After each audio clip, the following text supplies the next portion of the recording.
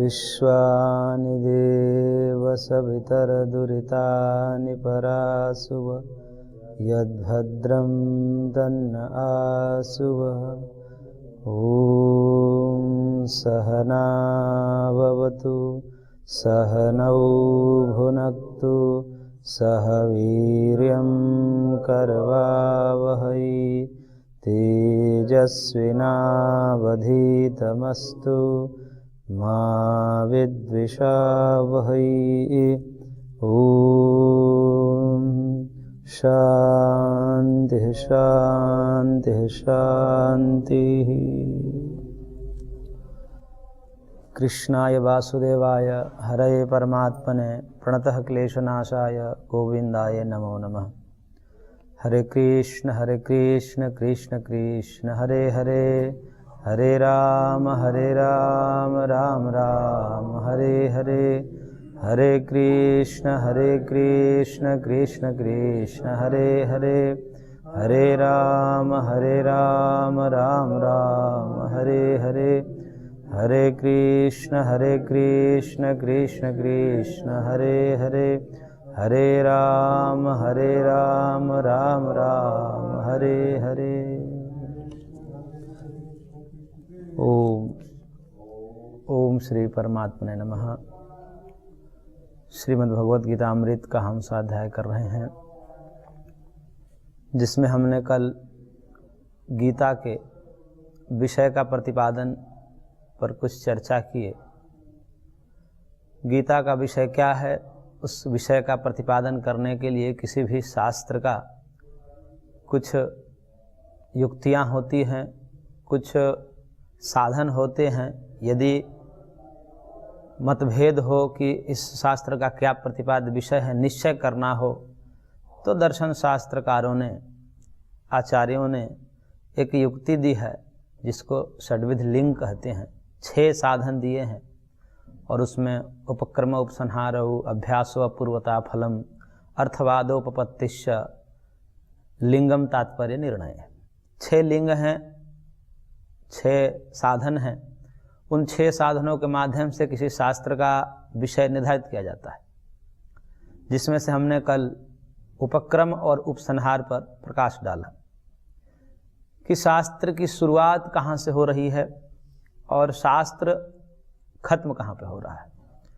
तो उपक्रम प्रारंभ और शुरुआत एक ही बात है, और उपसंहार मतलब अंतिम, जहाँ पर वो खत्म होता है, पूर्ण होता है, संपूर्ण होता है। इसको देखकर भी हम निष्कर्ष निकाल सकते हैं कि आखिर इसका विषय क्या है।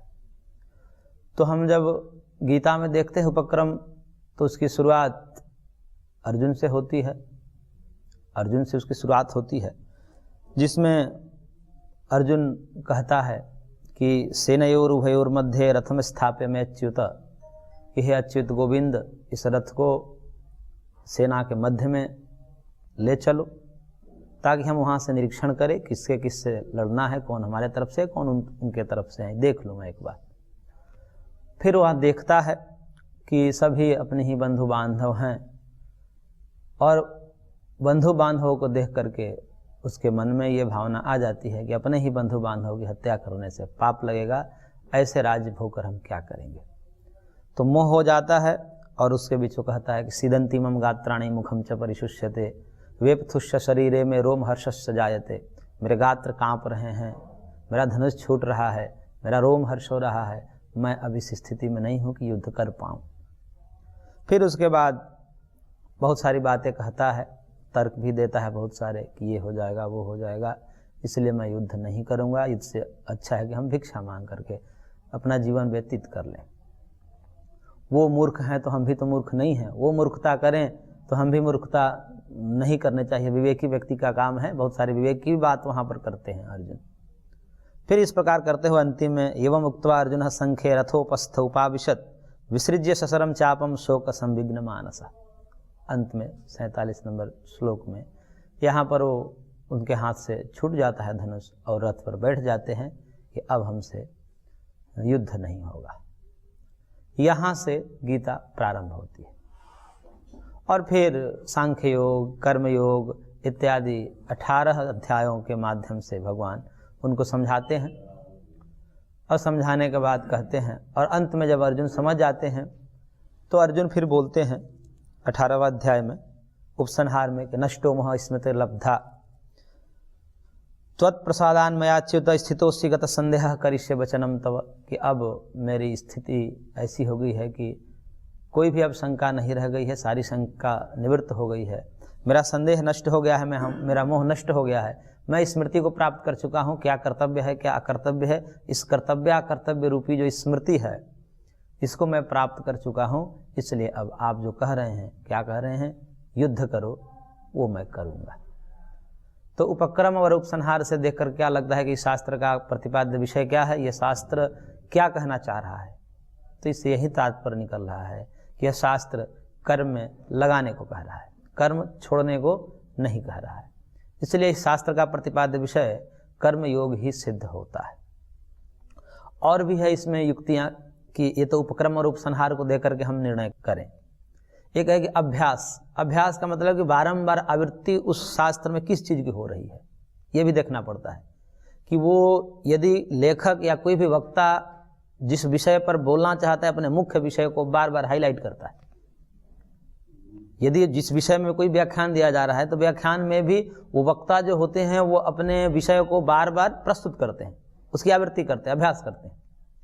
तो गीता में भी किस चीज़ की बार बार आवृत्ति की गई है, अभ्यास किया गया है। तो वहाँ पर जब हम देखते हैं तो अभ्यास के विषय में बार बार तस्माद् उत्तिष्ठ कौन्तेय युद्धाय कृत निश्चय, इसलिए तुम उठो और युद्ध करो, ऐसा करके कहा गया है।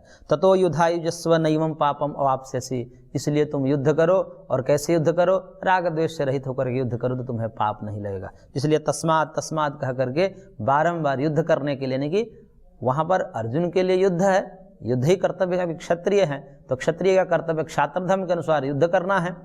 युद्ध से पलायन करना क्षत्रियों के लिए नरक का द्वार कहा जाता है, और युद्ध में अपने कर्तव्य कर्म उनका युद्ध है, तो उस युद्ध में वीरगति को प्राप्त हो जाना उनके लिए स्वर्ग का द्वार होता है। इसलिए वहाँ कहते हैं हत्वा वा प्राप्स्यसि स्वर्गम जित्वा वा भोक्ष्यसे महीम, कि तुम मर भी जाओगे तो स्वर्ग को प्राप्त होगे, और जीत जाओगे तो पूरी धरती पर राज करोगे।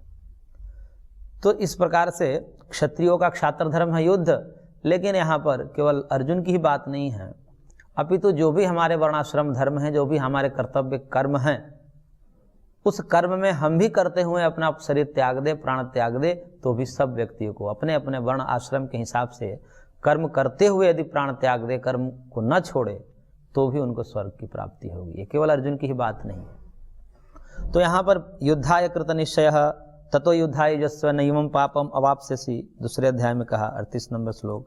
तस्माद् असक्तः सत्यम कार्यम कर्म समाचर, तीसरे अध्याय में कहा कि इसलिए असक्त होकर के, यानी कि अनासक्त भाव से, राग द्वेष आदि आसक्ति को, मैं कर्म कर रहा हूँ, मेरे द्वारा कर्म संपादित हो रहा है, इस अहंकार को त्याग करके कर्म करो और अपना कर्तव्य कर्म छोड़ो मत, कर्म समाचर। फिर जो है 8वें अध्याय में बोले हैं तस्मात् सर्वेषु कालेषु मामन सुमरन युद्धे च, इसलिए प्रत्येक क्षण में, तीनों कालों में मेरा स्मरण करते हुए तुम युद्ध करो, मेरे को भूलो मत, क्योंकि मेरे को भूल जाओगे तो फिर तुम्हें अहंकार हो जाएगा, ममत्व हो जाएगा। हम जब कर्म करते हैं उस कर्म में भगवान को भूल जाते हैं कि भगवान के द्वारा शरीर प्राप्त है, भगवान के द्वारा बुद्धि प्राप्त है, भगवान के द्वारा ये बलिष्ठ शरीर है, कार्य करने में सक्षम है, अनुकूल वातावरण की हम कर पा रहे हैं। इन समस्त चीज़ों को देख करके और फिर हमें अभिमान हो जाता है कि शायद मैं ही कर रहा हूँ। ऐसे कर्म करने वाले को भगवान आगे कहेंगे कि ये मूढ़ है, मूर्ख है। अहंकार विमूढ़ आत्मा कर्ता अहमिति मन्यते, ये अहंकार से जो विमूढ़ हैं वो अपने आप को कर्ता मानते, वास्तव में सब कर्ता तो भगवान ही है। भगवान ने शक्ति दी है इसलिए हम कुछ कर पा रहे हैं, बुद्धि इस प्रकार से दी है कुछ सोच पा रहे हैं, निर्णय नहीं तो पागल बना देते, कुछ करने ही लायक नहीं रहते, अपंग बना देते, कुछ करने ही नहीं लायक नहीं रहते। लेकिन कर्म कर रहे हैं तो इस कर्म का कर्ता कौन है, तो जब देखते हैं तो फिर रामचरितमानस की चौपाई याद आती है कि उमा दारू जोशित की नाई सब ही नचावत राम गोसाई। जब अपने आप को जब यहाँ तक चिंतन हो जाता है कि जो मेरे अंदर संकल्प, ऐसा ही संकल्प क्यों आ रहा है, मेरे को ही संकल्प क्यों आ रहा है, और लोग तो नहीं सोच रहे हैं इस प्रकार से कि सेवा करूं, भगवान का भजन करूं, कर्म योग करूं, ये अनुष्ठान सब कुछ मन में तो नहीं, केवल हमारे ही मन में क्यों आ रहा है। इसका मतलब भगवान ही दे रहे हैं बुद्धि, ये संकल्प सबके बुद्धि पर नियंत्रण भगवान का होता है।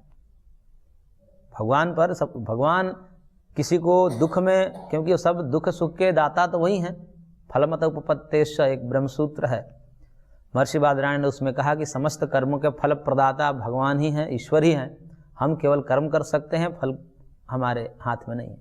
आगे कहेंगे कर्मण्येवाधिकारस्ते मा फलेषु कदाचन। तो कर्म में ही अधिकार है, फल में अधिकार नहीं है। लेकिन कर्म से फल मिलता कैसे है? तो इस पर जब विचार किया जाता है तो कहते हैं कि हम चाहते हैं सुख को, लेकिन सुख नहीं मिल पाता। हम नहीं चाहते हैं दुख को, फिर भी हमें दुख मिलता है। कोई भी जीव सुख को चाहता है, दुख को नहीं चाहता। लेकिन सुख चाहते हुए भी सुख नहीं मिलता, दुख न चाहते हुए भी दुख मिलता है। इसका मतलब कि सुख दुख रूपी फल पे हमारा अधिकार नहीं, किसी और का नियंत्रण है। तो जब नियंत्रण है तो किस प्रकार से नियंत्रण होता है? भगवान ऐसे तो धक्का दे करके ऐसे आपके यहाँ दुख तो देंगे नहीं। वो करते हैं कि हमारे बुद्धि में संकल्प विकल्प डाल देते हैं, हमारे कर्मों को देखते हैं, क्योंकि भगवान सर्वव्यापक है, सर्वेश्वर है, सर्वंतर्यामी है। वो हमारे कर्म को देख लेते हैं कि इसके पूर्व जन्म में कैसा कर्म है, तो उसको प्रारब्ध बोलते हैं। उस प्रारब्ध कर्म को देख लेते हैं कि इसमें पाप कर्म है इसका। अब पाप का फल दुख मिलना है, तो दुख कैसे मिलेगा? उसके बुद्धि में ऐसे ऐसे संकल्प डालेंगे, वो सोचने लगा उल्टा। और उल्टा जब सोचने लगता है व्यक्ति, तो समाज में दोनों प्रकार की बातें चलती हैं। सीधी भी बातें चलेगी, उल्टी भी बातें चलेगी। दोनों बातें हमारे कानों में आती हैं। अच्छी बातें भी सुनने को मिलती है और बुरी बातें भी सुनने को मिलती है। लेकिन जब उसका पाप फलोन्मुख होगा, भगवान उसको दुख देंगे उसी के कर्मों के अनुसार, तब वो व्यक्ति जो सोच रहा है उल्टा ही सोचेगा, और जो सुन रहा है उसके चित्त में गलत बात ही बैठ जाएगी। कोई गलत बात बोल रहा है, वो छप जाएगी उसके अंदर। फिर कहेगा कि नहीं ये ठीक बोल रहा है, और फिर उसी तरह सोचते सोचते फिर क्रिया करेगा, और फिर क्रिया करेगा तो उसको दुख हो जाएगा। तो इस प्रकार से भगवान जो है दुख में धकेल देते हैं। और सुख में भी ऐसे कहते हैं, देखते हैं कि इसके कर्म उज्ज्वल है, इसके कर्म में पुण्य है, तो फिर उसके मस्तिष्क में सुकर्म सदसंकल्प सद्विचार का आरोपण करते हैं। फिर वो उस प्रकार का चिंतन करने लगता है, और फिर उसी प्रकार के शब्दों को सुनता है। वो भी दोनों प्रकार के शब्द सुनते हैं, अच्छे शब्द भी सुनते हैं समाज के, बुरे शब्द भी सुनते हैं। तो अच्छे शब्द उसके अंदर बैठ जाएगा, छप जाता है उसके चित्त में, और फिर वो जो है उसी प्रकार के कर्म में प्रवृत्त होता है, फिर अंततः उसको सुख मिलता है। तो भगवान हमारे बुद्धि पर नियंत्रण करते हैं, और बुद्धि सबसे महत्वपूर्ण होती है। आगे कहेंगे भगवान, दूरेण ही और कर्म बुद्धि होगा धनंजय। कर्म की अपेक्षा बुद्धि श्रेष्ठ है, कर्म की अपेक्षा हमारी भावना श्रेष्ठ है। तो इस प्रकार से भगवान सब पर नियंत्रण करते हैं, और सब पर नियंत्रण करके सब जीवों को यथा योग्य जैसे कर्म हैं उस प्रकार से फल से विनियुक्त करते हैं।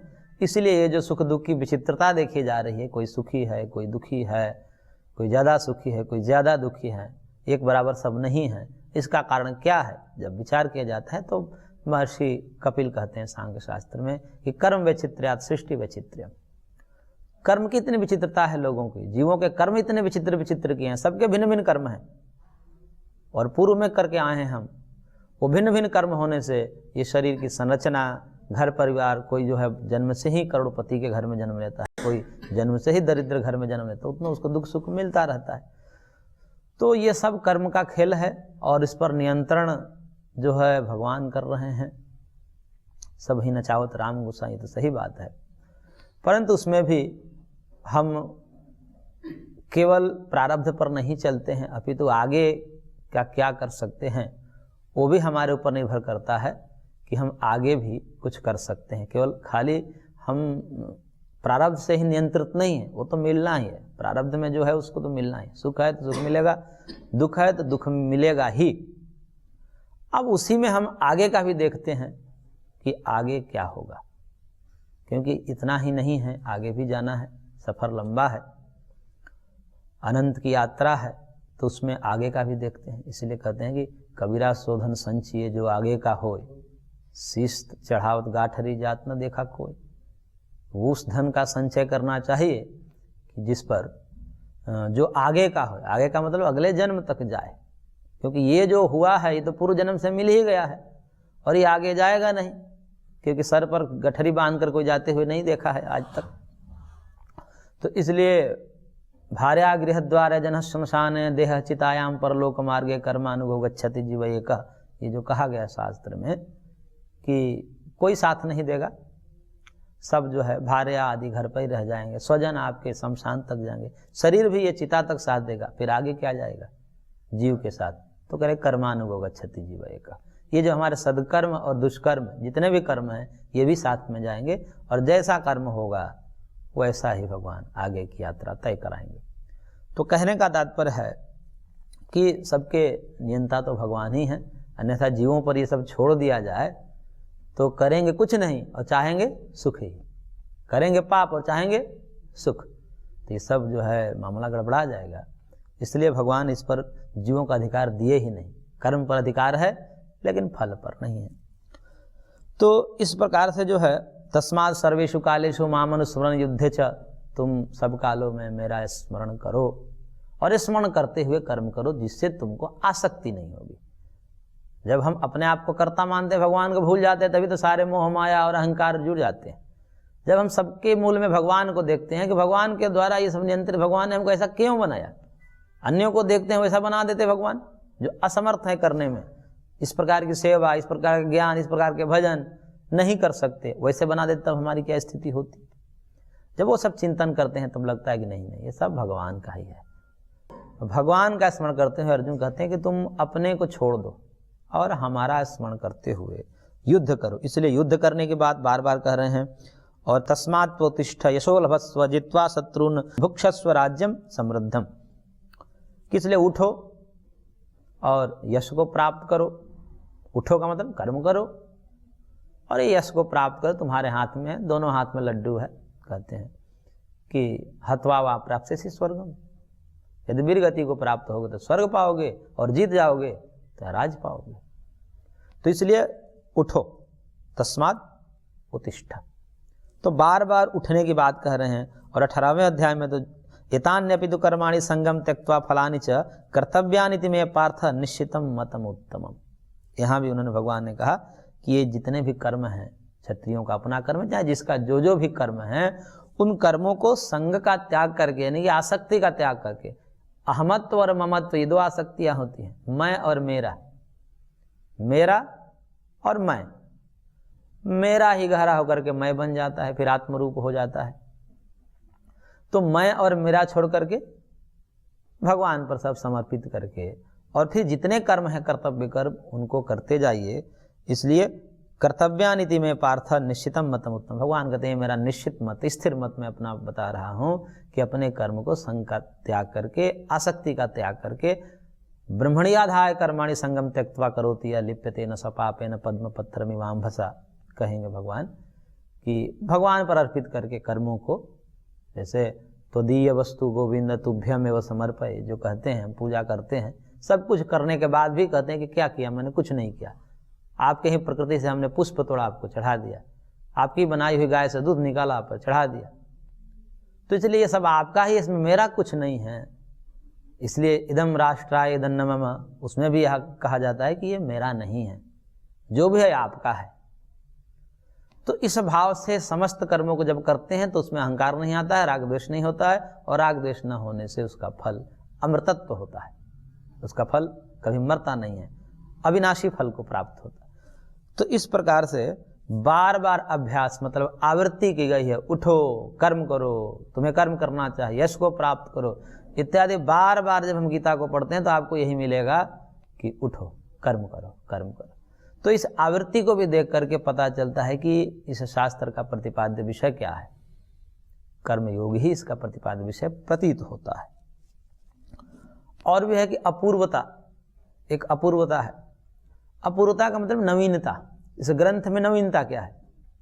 यदि कर्तव्य अकर्तव्य बताना ही इस शास्त्र का प्रयोजन है कि आपको ये करना चाहिए नहीं करना चाहिए, इतना ही शास्त्र का प्रयोजन है, तो ये तो मनुस्मृति आदि स्मृति ग्रंथों में, धर्म ग्रंथों में पहले से वर्णित है।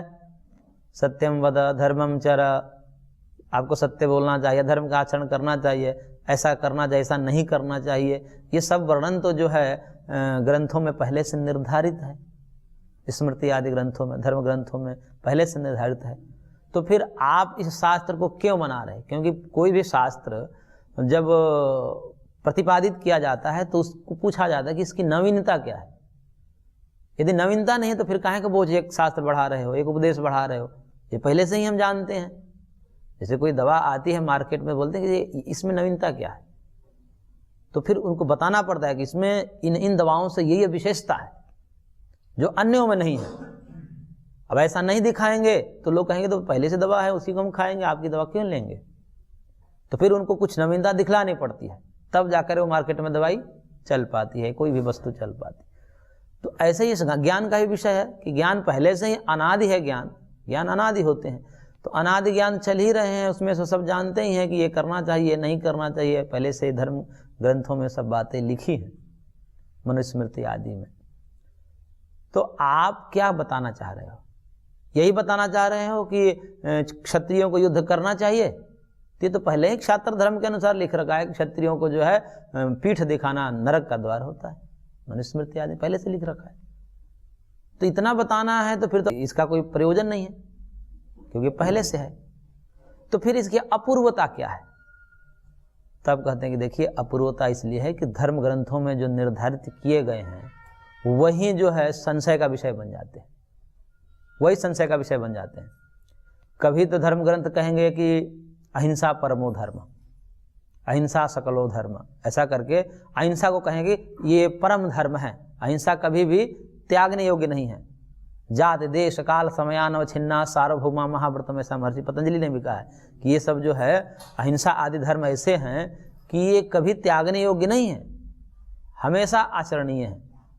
अब इसको मान करके, ये धर्म ग्रंथों की कहानी है, इनको मान करके और यदि व्यक्ति बैठ जाए और उसके घर में कहीं डकैती पड़ जाए और उसके जो है सामानों का, उसके जान माल का हरण होने लगे, उसके सामने उसके स्त्री का, उसके पुत्र आदि पे ऐसी आपत्ति आ जाए, स्वयं के जान पर आपत्ति आ जाए, तब क्या करे वो? तब क्या करेगा? हिंसा परमो धर्म के अनुसार क्या करेगा? कोई आतताई आकर के और बंदूक तान दे सीने पर घर में आकर, तब उस समय अहिंसा परमो धर्म काम करेगा? उस समय धर्म ग्रंथ क्या कहते हैं? अहिंसा परमो धर्म को माना जाए अथवा नहीं माना जाए। यदि माना जाए तो अकारण ही उन आतताइयों के हत्थे मर जाना है, और यदि न माना जाए तो ये होगा कि पाप का भागी हुआ, क्योंकि आपने शास्त्र विरोध आचरण किए, आपका अहिंसा परमो धर्म कहा गया था, आपने हत्या कर दी। तो फिर ऐसी स्थिति में क्या होता है? हालांकि वहां पर भी बताते हैं कि इन जगहों पर यदि हत्या कर भी देंगे तो पाप नहीं लगेगा। अच्छा, हत्या मान लीजिए कर दिए और हत्या कर ही दिए, तो फिर प्रायश्चित क्यों करवाते हैं? प्रायश्चित भी करवाते हैं कि नहीं करवाते? स्वयं भगवान राम ने भी युद्ध किया, क्षात्र धर्म था उनका, और क्षात्र धर्म होने के बाद भी प्रायश्चित करना पड़ गया कि हमको हत्या का पाप लग गया। अरे जब आप कर्तव्य कर्म कर रहे हो, आपको शास्त्र में लिखा है कि आपका कर्तव्य कर्म है, तो पाप क्यों लगेगा?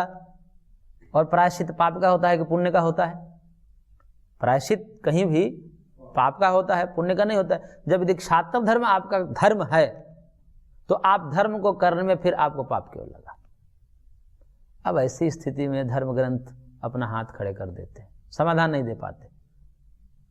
फिर भी किया गया है, फिर भी किया गया है, तो कैसे किया गया? इसका आधार क्या है? किस आधार पर जो है उन विधियों का अतिक्रमण करके, अहिंसा परमो धर्म रूपी जो विधियां हैं उसके अतिक्रमण करके हिंसा में प्रवृत्त किया गया? यदि किया गया है, भगवान के द्वारा किया गया है, तो कुछ न कुछ बात होगी। उसका क्या आधार है? इन सब बातों की चर्चा में जो है धर्म ग्रंथ मौन है, समाधान नहीं दे पाते। ऐसे ही सत्य आदि को भी कहते हैं कि सत्य जो है त्रिकालिक धर्म है, इसको कभी छोड़ना नहीं चाहिए, त्रिकालिक धर्म है सत्य। और वहीं जो है जब युधिष्ठिर के सामने आता है वो प्रसंग, नरोवा कुंजरोवा, तो वहां जो है भगवान कहते हैं कि बोल दो कि मारा गया अश्वत्थामा। तो बोल दिए वो। अब भगवान स्वयं झूठ बोलवा रहे हैं, और उसका परिणाम ये हुआ कि कहते हैं कि झूठ बोलने के कारण उनका जो रथ था वो पहले 4 अंगुल आकाश में चलता था, और झूठ बोल दिए तो नीचे गिर गया, जमीन पर चलने लगा। और उसका परिणाम ये हुआ कि नरक में भी उनको कुछ क्षणों के लिए रहना पड़ा। इस झूठ का परिणाम हुआ। तो अब झूठ नहीं बोलते तो युद्ध हार जाते, झूठ बोल दिए तो पाप लग गया। तो करे क्या व्यक्ति ऐसे समयों में? इस विषय में धर्म ग्रंथ मौन है, नहीं समाधान दे पाते। लेकिन फिर भी किया गया है, वहां झूठ बोला गया है और उसका फल उनको मिला है। तो कहने का मतलब कि अब किए भी, फल भी मिला उनको, धर्मराज होकर के अधर्म किए। अब ये सब जितने चर्चाएं हैं, इनका जो है कोई उत्तर धर्म ग्रंथ के अनुसार नहीं मिल सकता। कहा जाता है कि परशुराम जी ने अपनी माता की हत्या कर दी, और कहा तो यह गया है कि पिता से 100 गुना माता का दर्जा है। अब यदि माता और पिता में विरोध हो तो माता की बात मान्य होगी, ये शास्त्र स्वयं कह रहा है। और वहां जो है उन्होंने उस विधि वाक्य का अतिक्रमण करके और फिर माता की हत्या कर दी। और फिर जब हत्या करे तब ये कहा कि नहीं, इन्होंने ठीक किया। फिर बाद में उनको माता जिंदा कर दिया गया कि नहीं, आपने सही किया। अब यदि सही किया तो फिर वो जो माता की दर्जा 100 गुने दी गई, 1000 गुना दिया गया है, वो ठीक नहीं है, वो कथन ठीक नहीं है। फिर तो यदि ठीक है वो कथन तो फिर मारा क्यों? इन सब चीजों को जब सोचते हैं तो धर्म ग्रंथ भी जो है, सामान्य रूप से धर्म ग्रंथ मोटा मोटी तो आपको कह देता है, मोटा मोटी ये दे देगा कि भाई ये करना चाहिए, नहीं करना चाहिए। लेकिन जब ऐसी परिस्थितियां आती हैं उस समय धर्म ग्रंथ मौन हो जाते हैं।